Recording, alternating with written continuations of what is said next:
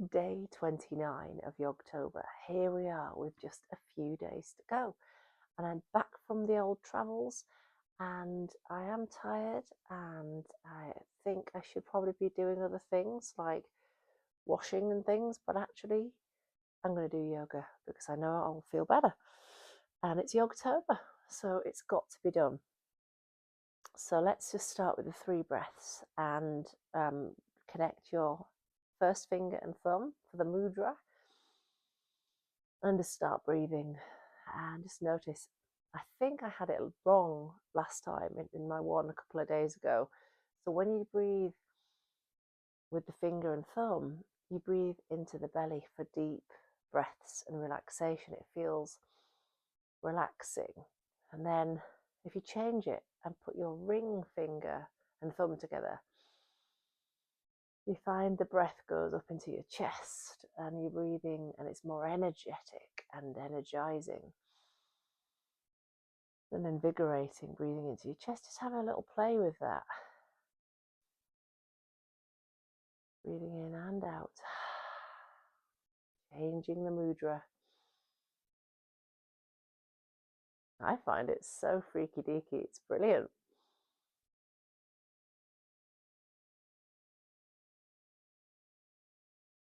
Okay, that's it. Oh, I'm in danger of falling asleep there.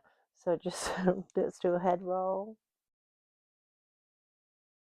After traveling, it's absolutely essential for me to do a bit of stretching. Definitely helps you loosen up after all that tension and carrying bags and everything. Let's pick up our right leg and just swing it across the body. Maybe just pull in a little bit, and if you can get the clinch where you wrap your arm around and rock your baby, your leg baby, a little bit forward and back as well. And then just pull in for a lovely tight grip. Send this leg over and let's just reach back as you get that twist. That lovely rotation of the shoulders, looking over the shoulders. I've just been watching about the storm in Jamaica and catching up with the news.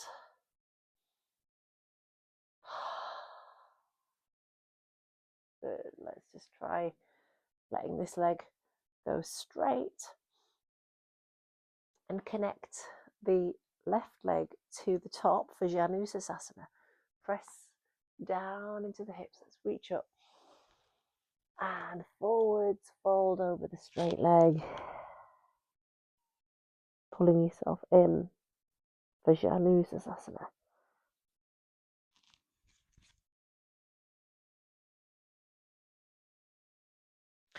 Let's pick up the leg baby on this side. So we just rock across the body and pull in. Okay, draw in towards your chest, nice and tight.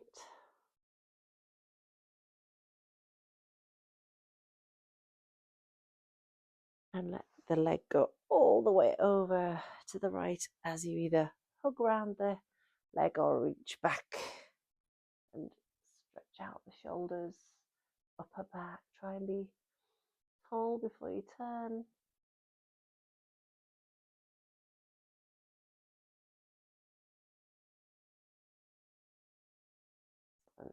Okay, and then we're just going to let that leg out, and naturally the right leg comes right up to like a figure of 4. Inhale and drop forwards. Gently pull.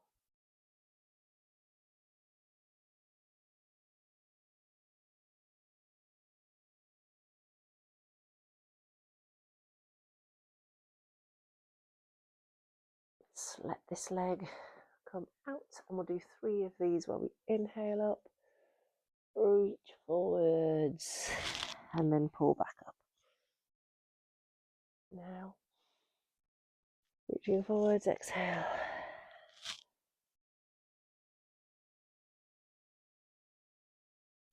Down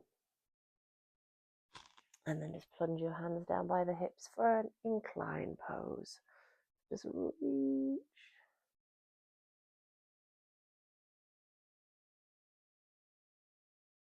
Good. And then if we just come to lie flat with your feet flat to the floor and wriggle the shoulders underneath you, hands down, and just do a couple of these hip thrusts up, which is called bridge. So we just lift and lower, lift and lower.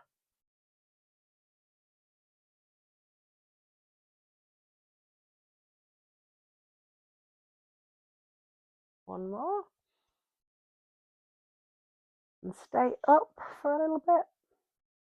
Really pressing with the hands or elbows. Good. And support your lower back. And see if we can just wriggle the hands to support your back underneath you enough to do a little plow.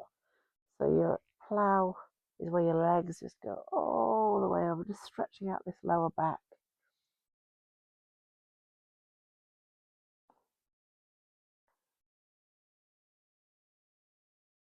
And just rock up all the way to what we call boat pose. Stretching the legs out and the body's nice and straight. So we just hold it in a perfect V, inverted V.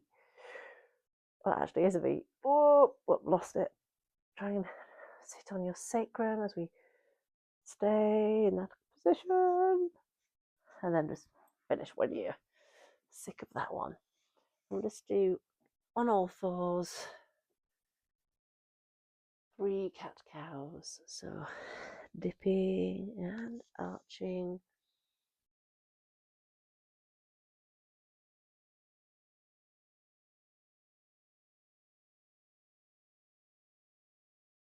Then we'll just tuck the toes for the downward facing dog. Pressing the heels into the ground and then stretch the right leg up and hold it there.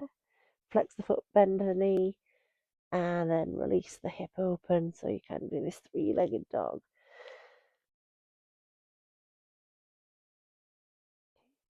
Just let that leg go down and switch sides. Flex the foot and bend the knee. Let the heel come towards the glutes. Press the chest towards the thigh. Press the heel of the hands into the ground and down. Just come all the way down onto the belly for an upward facing dog. Just round down, ready for the bow. So we just pick up the feet and stretch up and down. And then just bring the right hand forwards and swizzle the fingers so that you can press down for the quad stretch there as you look forwards. I'll just demonstrate from the side because I don't think you can see that one. So it's like this. Okay. And the other side. Make sure you press down into the ground with the elbow. Excellent. And then push all the way back into child's pose.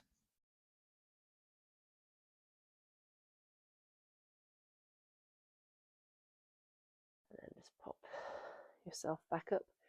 Downward dog. Walk the hands back for a dangle.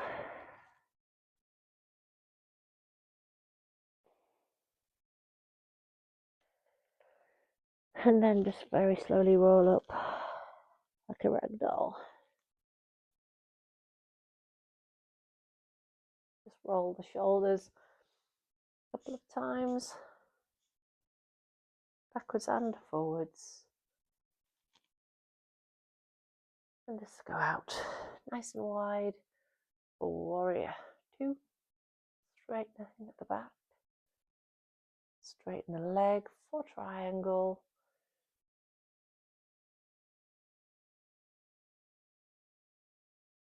And just the same thing on the other side. So the warrior two.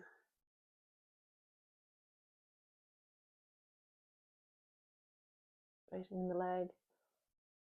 Triangle.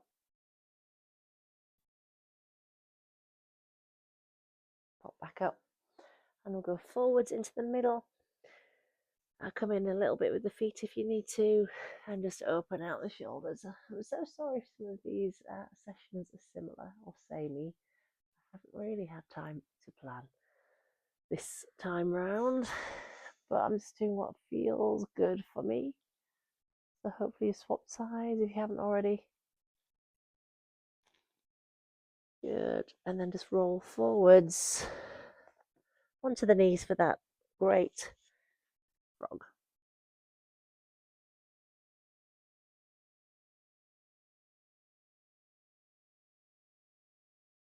Pressing into the hands, jumping back up all the way.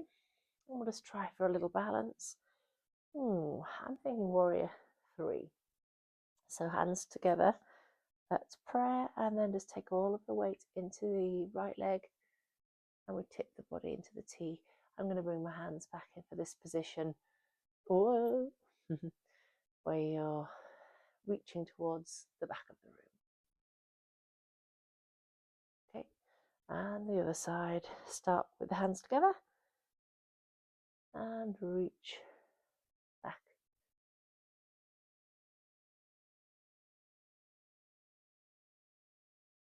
Very good.